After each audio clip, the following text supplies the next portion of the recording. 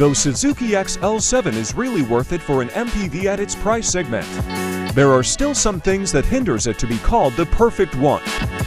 In this video, we have listed all the things we like the least on this car, from the ones we have already rectified to the ones we still haven't. Take note, this list is just based on our own thoughts and preference. Let's now start. Unlike the other brands, the Suzuki XL7 looks neutral than premium on its cabin due to its hard plastic panels with minimal material combination. To deal with this, we decided to cover the dashboard and conceal the panels with carbon fiber covers to add sporty accent and not just plain plastics. We have also added chrome trims and moldings as emphasis. Stock interior lights are still halogen, which gives off poor cabin illumination. LED bulb replacement for both lights on the first and second rows solve this. Power folding but not auto folding side mirrors. Though there is commercially available module for auto fold function, we just imitate it by folding it before turning off the engine, then unpush the fold button, so it will unfold automatically as the engine starts. Forgetting to lock doors, especially on unfamiliar places, can be very dangerous and prone to theft. Since the XL7 doesn't have auto-locking function, we opted to install OBD module to achieve that. If you own this car here in the Philippines, the avian might be the media input you still haven't used so far, since it quite needs further wiring or installation. You can have this activated by requesting it on authorized service centers, or you can just do it on your own. If you wish to, you can check my other video as your guidance.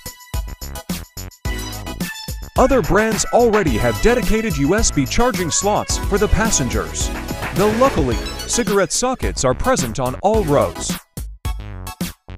Of course, in order to solve that, get yourself a USB adapter.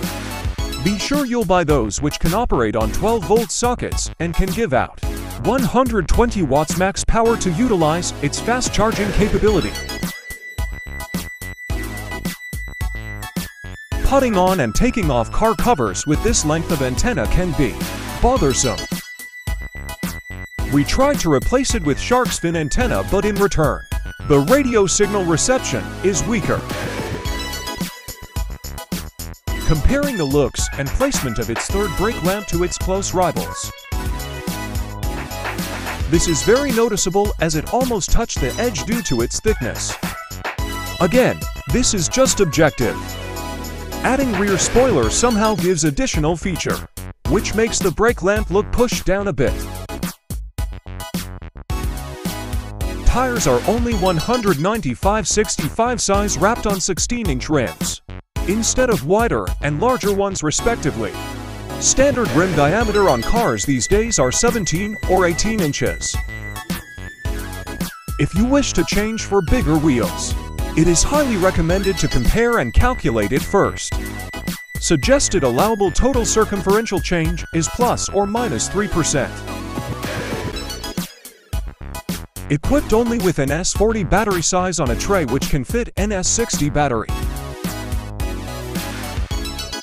Cup holders are absent here at the second row.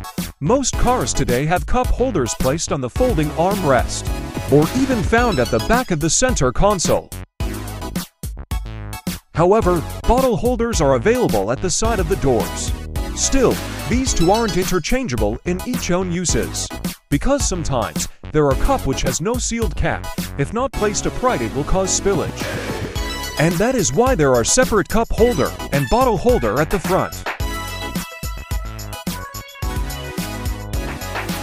Small center console storage that you can't even fit a phone. Also, insufficient space for glove compartment as compared to our old sedan. If Suzuki made this car's AV input so complicated to activate, they should have at least picked an easier way to connect external media players through auxiliary port for both audio and video. Non-stop rear wipers quite distracting when in use. USB socket is for media input only. It may charge your phone but not rapidly. Others. These are the things that other owners may prefer or not. Some owners prefer to have multiple airbags for added safety.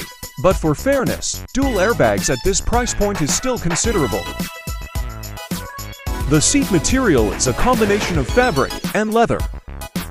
Not a big deal, though some owners wish for full leather seats. At least for us. We find the stock comfortable as it is more breathable on the skin than leather, especially on summer. No cruise control. If you prefer to have this feature, you have to buy an aftermarket module and have it installed by your trusted technician, but by doing so, you'll lose your car warranty. Wired connection can be bothersome caused by tangling of wire. Wireless Android Auto could have been more convenient than this. Other owners purposely buy and replace these fog lamps to LED to improve visibility, they say. And though modern cars today have those already in LED, the standard color for these should be pale yellow, which is more visible on foggy scenarios. Lots of reports coming in from XL7 owners saying their issues with paint chips, relating it all with suspected thin coating of body paint. However, some of them already resort to coating protection such as ceramic or PPF as prevention. You may feel a delay in acceleration, especially if you are cruising from low to a much higher speed. But don't worry, it is somehow normal to vehicles with automatic transmission. Alternatively, you can always turn off the overdrive or be off during these times. Or install an aftermarket throttle response controller.